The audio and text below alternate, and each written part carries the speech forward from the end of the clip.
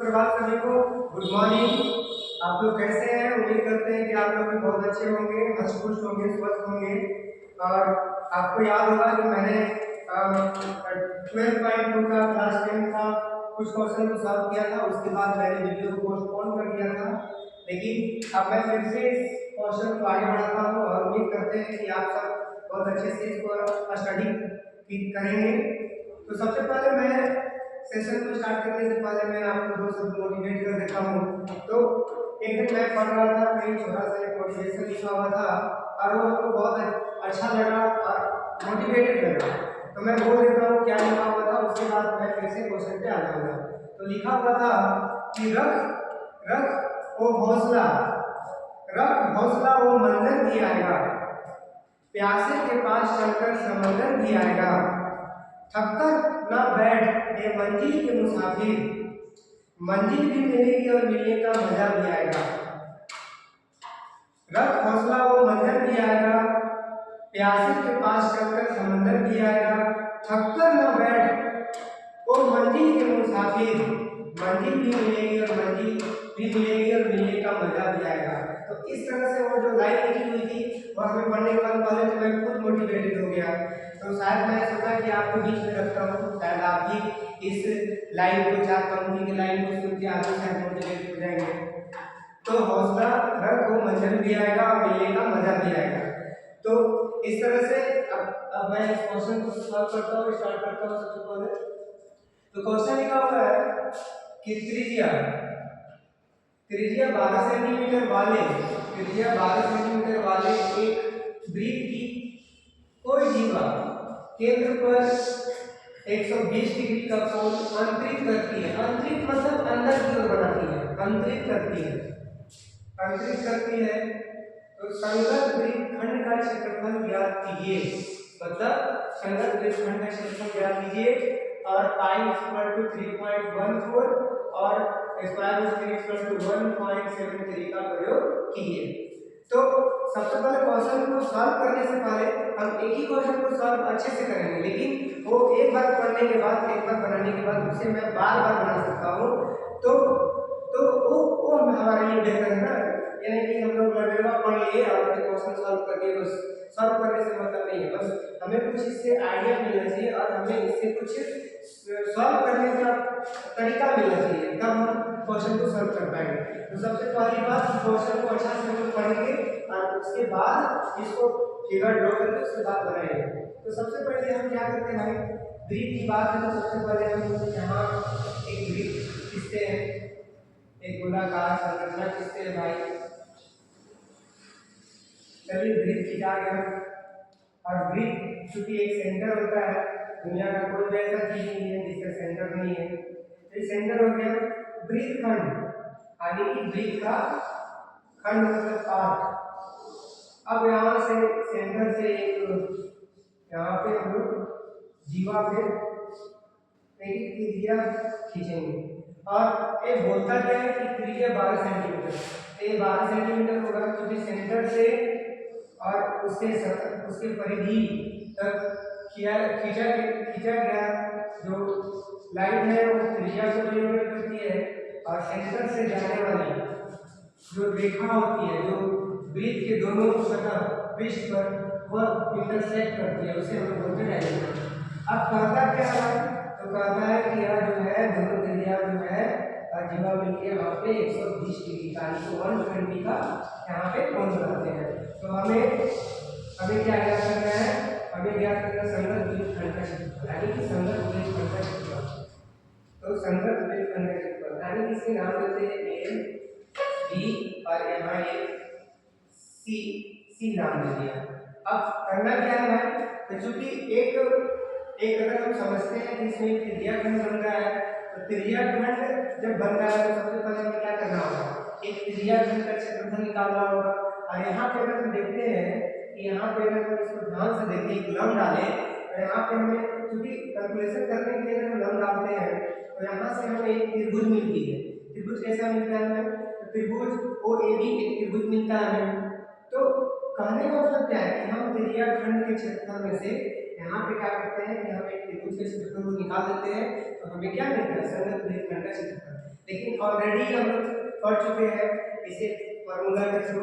तो सबसे पहले हम लोग लिखते हैं सॉल्यूशन। सॉल्यूशन में क्या लिखते हैं भाई? तो सॉल्यूशन में हम लोग लिखते हैं, सॉल्यूशन में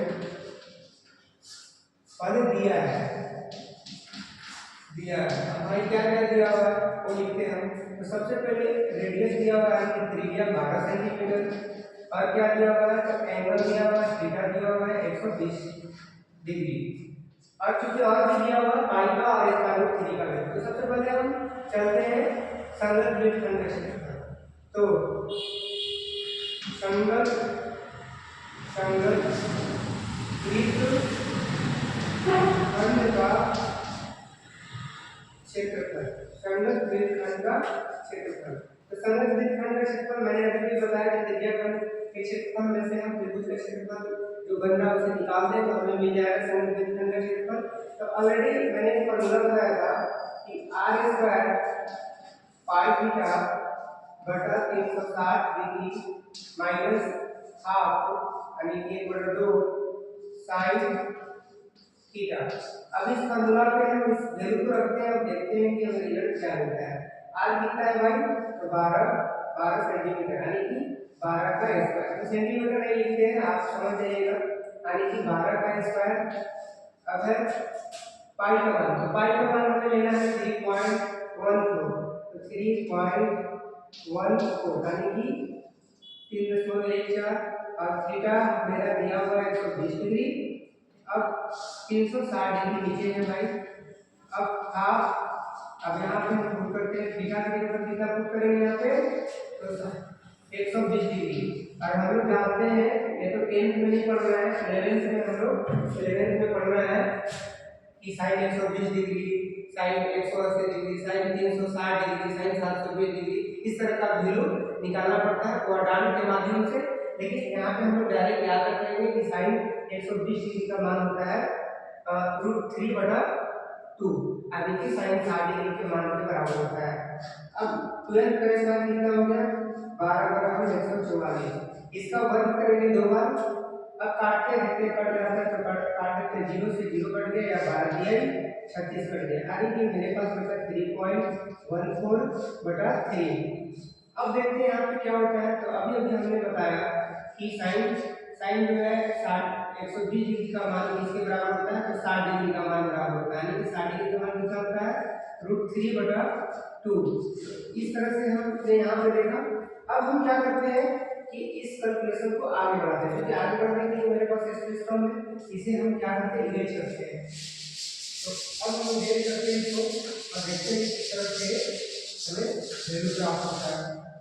तो सबसे पहले मैं यहाँ पे एक लाइन ड्रॉ कर देता हूँ ताकि आपको दिक्कत ना हो। तो क्षेत्रफल अब यहाँ से स्टार्ट होता है कि 144 144 3.14/3 कट गया। अब हम बात करते हैं √3। अब यहाँ क्या करते हैं? ऊपर वाले को ऊपर के साथ गुणा करेंगे, नीचे वाले को नीचे के साथ। तो हम जानते हैं √3 हो गया भाई, और 1 2 गुना 4 हो गया। इस तरह से हमें मिल गया। अब करते क्या है? तो यहाँ पे करना क्या है कि अब हम एक दोनों का एलसीएम लेंगे। एलसीएम लेने से पहले हम लोग क्या करते हैं कि सबसे पहले देखते हैं कुछ वैल्यू यहाँ पे दिया हुआ है। तो वैल्यू √3 का वैल्यू दिया हुआ है, √3 का वैल्यू देखो यहाँ पे दिया हुआ है आपको, यानी कि 1.73/4। अब इसको सॉल्व करते हैं। तो सॉल्व करने का तरीका क्या है? यानी कि 144 144 है भाई। अब इसको क्या करते हैं? दोनों में एलसीएम लेते हैं। तो 4 × 12 हो गया, 4 से मल्टीप्लाई होगा इसमें 4 × 16, 4 × 4 = 5, 4 × 12 यानी कि 12 56, यानी कि 56 नहीं इसको बोलेंगे 12.56 बोलेंगे। 4 × 16, 4 × 4 = 5, हाँ तो इसमें मतलब 4 × 12। अब उसमें गुणा करते हैं किससे? अब इसमें 3 से मल्टीप्लाई करते हैं। जब दोनों विषम मतलब हो जिसका इससे 1 1 हो तो दोनों को आपस में मल्टीप्लाई करते हैं। तो मल्टीप्लाई करते हैं 3 × 9 3 × 7 21 2 3 × 3 3 2 5 3 × 9 3 × 7 21 2 3 2 5। अब इसे क्या करते हैं हम? अब इसे सबट्रैक्ट करते हैं। सबट्रैक्ट करने का क्या तरीका है देखिए, आप सबट्रैक्ट करने कैसे करते हैं हम लोग। 5.6 है, 5.6 यानी कि 5.19। तो इसमें से आंसर लेंगे तो 16, 16 में से 9 क्या 7, बचा 4, 4 में से 3। अब होता क्या यहाँ पे, एक चला गया। अब यहाँ पे हुआ क्या कि अब यहाँ में से 12 से 5 गया 4। तो इस तरह से हम लोग क्या करेंगे कि मेरा आया क्या 16 में से 9 गया 7, 4 में से 1 गया 3 और 12 में से 5 गया 7। अब करते क्या है 144 इनटू, अब बचा मेरे पास क्या, घटाने के बाद मेरे पास 7 अब बचा कितने मेरे पास बचा है 12। अब 12 से 12 काट देंगे, 12 12 में से 44 ऊपर 12 बच गया। अब 7.37, अब इसे गुना करते हैं। तो गुना करने का क्या तरीका है, गुना करने का 12 से 84 के 4 8 में 8, 12 के 36, 36 का 8 44 के 4 8 में 4, 12 से 84, 84 और 4 88 यानी कि 88.44 सेंटीमीटर रहता है। एक बार देखिए कंटिन्यूअस चेक कर लेते हैं। 12 से 84 के 4 8 में 4, 12 के 36, 36 और 8 44 के 4 8 में 4, 12 से 84 बचा 88। तो हमने क्या देखा, हमने देखा कि किस तरह से संगत रेखखंड का क्षेत्रफल हमें प्राप्त हुआ। इस तरह से हमें प्राप्त हुआ क्या कि संगत रेखखंड का क्षेत्रफल। तो देखिए मैंने कुछ नहीं किया, सबसे पहले मैंने क्या किया, तो सबसे पहले मैंने किया कि क्वेश्चन को अच्छा से पढ़ा और उसके बाद एक सर्कल ड्रॉ किया और जो दिया हुआ है उसको मैंने यहाँ पे पुट कर दिया। आर इतना दिया हुआ था 12 सेंटीमीटर, थीटा 120 सेंटीमीटर। उसके बाद संगत रेखखंड का क्षेत्रफल पर मैंने बैठा दिया r स्क्वायर आई थीटा बटा 360 माइनस 1 बटा 2 sin थीटा। अब मैंने क्या किया r स्क्वायर की जगह पर 12 पुट किया, एक पाई की जगह पर दिया हुआ है। क्योंकि जो क्वेश्चन का सॉल्यूशन किया हुआ रहता है, जो पहले से मतलब इसका वैल्यू ऐसे पुट करने पर आएगा, तो चूंकि उसका वैल्यू उसी हिसाब से दिया रहता है, यानी 22/7 हम यहाँ पे नहीं ले सकते हैं। अगर इन्हें दिया हुआ रहता है तो हम लोग 22/7 लेते हैं। तो पॉइंट देख के गड़बड़ नहीं होना है। पॉइंट 3.14 थीटा का 120 डिग्री और नीचे 360 हो गया थीटा हाफ साइन 120 डिग्री। अब इसका वैल्यू मैंने 0 काटा है, डायरेक्ट काट दिया 36 काट ली और ये हो गया 144 हुआ 3.1.4 बटा 3 इनटू 1 बटा 2 और साइन 120 डिग्री का मान कितना होता है, साइन 60 डिग्री का मान बराबर होता है, तो उसका मान होता है कितना 3 बटा 2। अब इस तरह से मैंने यहाँ पे किया, अलग अलग किया, ऊपर वाला ऊपर के साथ 3 का वैल्यू रख दिया, दोनों का एलसीएम लिया और इससे मल्टीप्लाई इसमें किया और इससे मल्टीप्लाई इसमें किया और उसके बाद सब्ट्रैक्ट किया, सब्ट्रैक्ट करने के बाद इतना आया, फिर उसके बाद जो बचा इसे काट दिया, फिर इससे मल्टीप्लाई करके और बना दिया। तो देखिए कोई भी क्वेश्चन जो है वो टफ नहीं होता, बशर्ते हम लोग को क्या याद करना है और हमें कौन सी फॉर्मूले को पुट करना है क्षेत्र में, वो सब में हम लोग गड़बड़ हो जाते हैं। और ये वो बहुत भारी नहीं है चैप्टर, बशर्ते केवल कॉन्सेप्ट दिमाग में होनी चाहिए। तो चलिए हम उम्मीद करते हैं कि जो ये कंटेंट है आपको अच्छे से क्लियर हुआ। धन्यवाद।